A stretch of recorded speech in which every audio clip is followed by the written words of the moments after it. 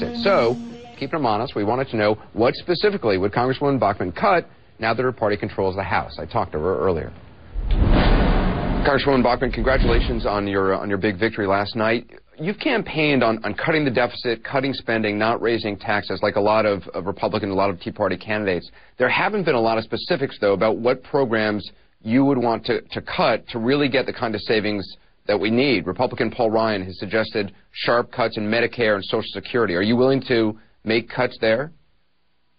I think we know that just within a day or so, the President of the United States will be taking a trip over to India that is expected to cost the taxpayers $200 million a day. He's taking 2,000 people with him. He'll be renting out over 870 rooms in India, and these are five-star hotel rooms at the Taj Mahal Palace Hotel.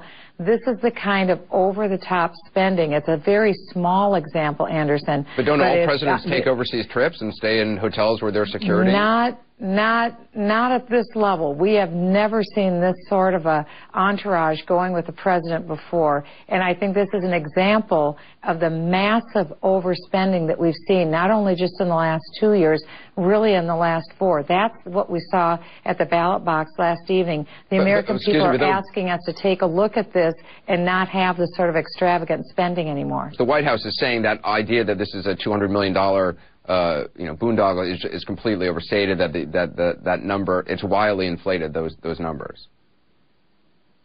And that may be what that White House is stating, but again, we have never seen a trip at this level before, of this level of excess. And I think it's not a good signal to send to the American people when the American people are, quite frankly, struggling right now with high job losses. But you know that the president needs security overseas. You wouldn't begrudge any president that. And frankly, no one really knows the cost, because for security reasons they don't disclose the cost. So this idea that it's $200 million, whatever, is simply made up. Well, these are the numbers that have been coming out in the press, and of course, those are the numbers that I have to. Do you believe what you're reading in the press? That are being.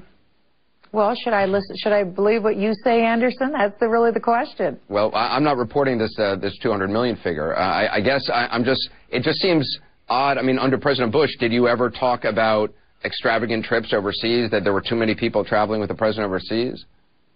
The issue here is really government excess and government excess and spending. If it's that difficult and that expensive, maybe we should use video conferencing for these meetings, to have meetings between our two government leaders. Or so you don't want the president traveling overseas?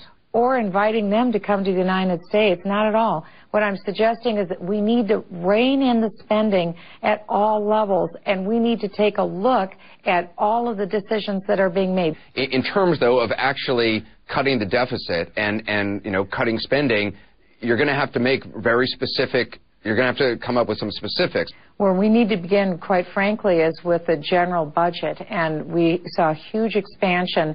President Obama increased spending at the federal level almost 25%. That's an amazing expansion. So you're not willing to say whether you'd cut Medicare or Social Security? You're not willing to say whether you'd entertain what we need to do is reform the system, because this year we're spending more on Social Security than what we're taking in, 6 years ahead of the projections on when that would occur. So for the sake of the most vulnerable people in this country, we have to reform Social Security so it's solvent. So you are willing to look at cuts in Medicare, cuts in Social Security? Well, for cuts, we need to begin with the general budget. We need to reform Social Security so that it can stand on its own, and so that it can stand on its own with Medicare. We can't be about scaring senior citizens right now. What we need to do is lay out the facts on the table and make sure that those who are truly in need, who are vulnerable, are taken care of. But extending the Bush tax cuts will mean, in order to offset the cost of extending the Bush tax cuts, you have to come up with $700 billion just in spending cuts alone, just to offset that cost. If you acknowledge that that is true, I mean, what are 3 things you would cut immediately to help offset those costs?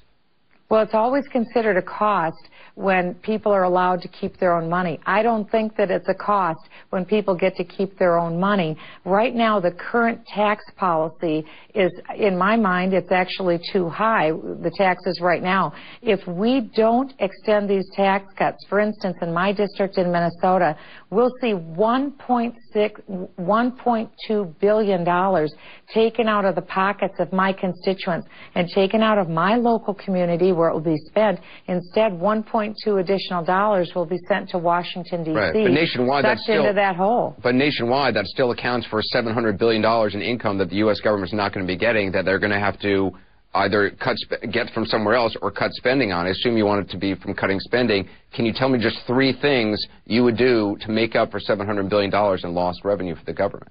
I think we need to cut the spending back to the 2000, 2008 but just levels. A specific program, 3 specific programs. And I'm trying to answer that. I think we need to look at eligibility levels. Eligibility levels may be too high. We need to cut them down by a percentage or 2.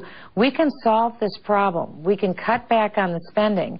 Congresswoman Michele Bachmann. After the interview, we did some checking on the claim that President Obama's trip to India is costing $200 million a day, which seemed like a lot when she brought it up. Congresswoman Bachmann said it's in news reports. It may be on the Internet. That doesn't actually make it true, though. It turns out the source of this unsubstantiated claim is not from Politico.